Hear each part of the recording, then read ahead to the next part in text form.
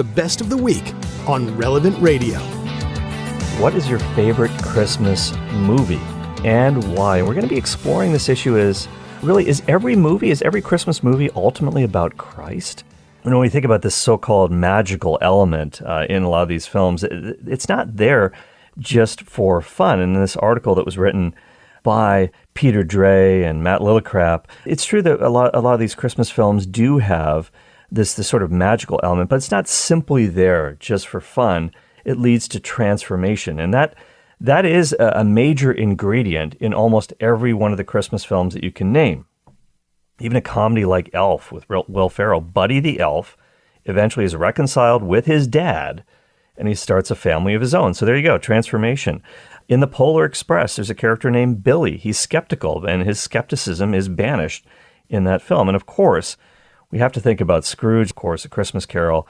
Christmas simply wouldn't be Christmas without having a fresh start for Ebenezer Scrooge. And so Peter Dre and Matt Lillicrap, they actually say that when it comes down to Christmas films, mostly it's either a voyage and return plot line or the theme of rebirth. That seems to be in the vast majority of the Christmas films. So, for example, the voyage and return plot line, the protagonist is forced away from his or her normal environment, eventually comes back, but sees everything with fresh eyes. George Bailey in It's a Wonderful Life, he goes back to Bedford Falls. He's been shown by a guardian angel what his town would have looked like without his good deeds. So, if they were all sins of omission, if he hadn't done all these things, what would have happened?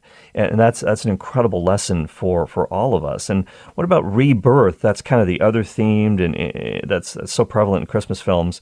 Obviously, the most famous example is Charles Dickens' A Christmas Carol with Scrooge, but it's also the same plot line that you find in the Grinch films, whether it's the cartoon version or the celluloid version with Jim Carrey, How the Grinch Stole Christmas.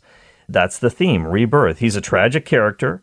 He experiences a dramatic change, and life is never the same for him or for anybody around him. And so, really every story does point towards Jesus. It might be a faint sound, or it might be in full stereo, Dolby sound, surround sound like we have at the movies.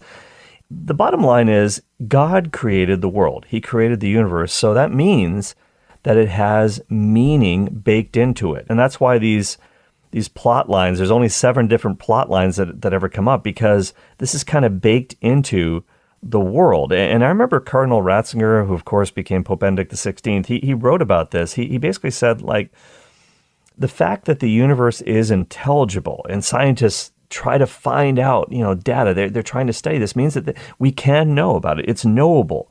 It has intelligibility.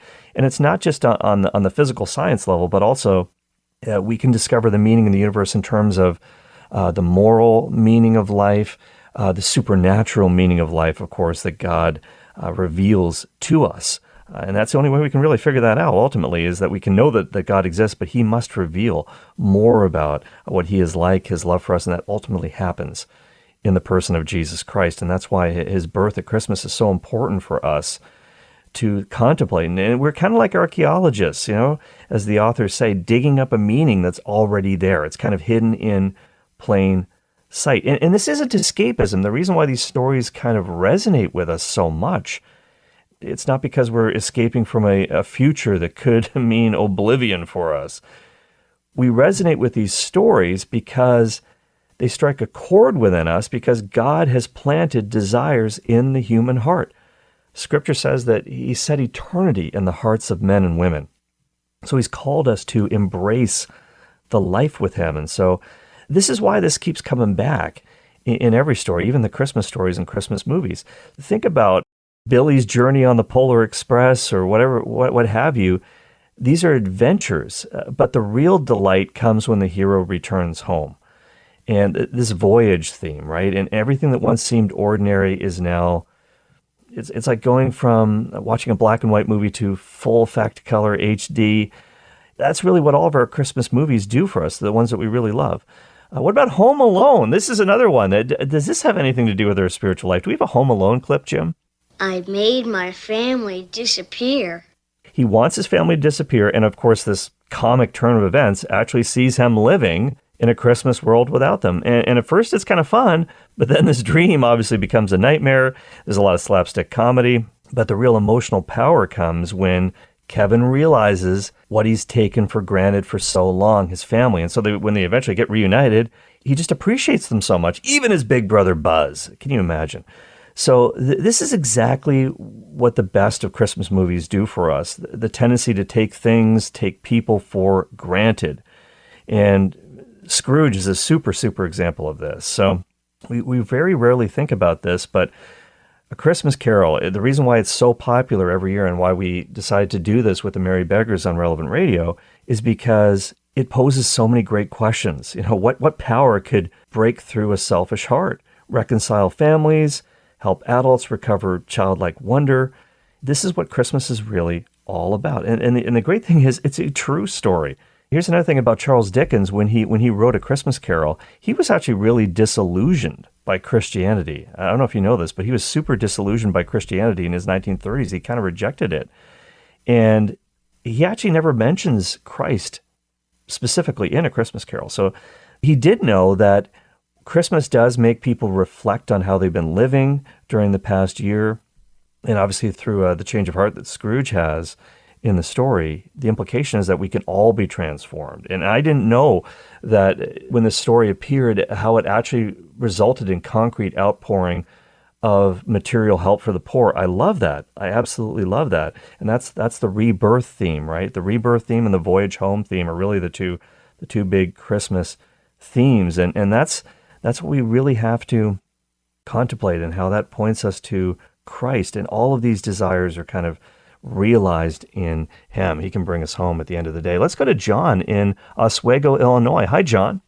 Yes, hi, Cale. Thanks for taking my call. A Miracle on 34th Street. I don't know the exact year. It was black and white in the 1940s, but I thought that was excellent, too. It really was. And Jim, do you have a clip from that one? I think you might actually have something on that.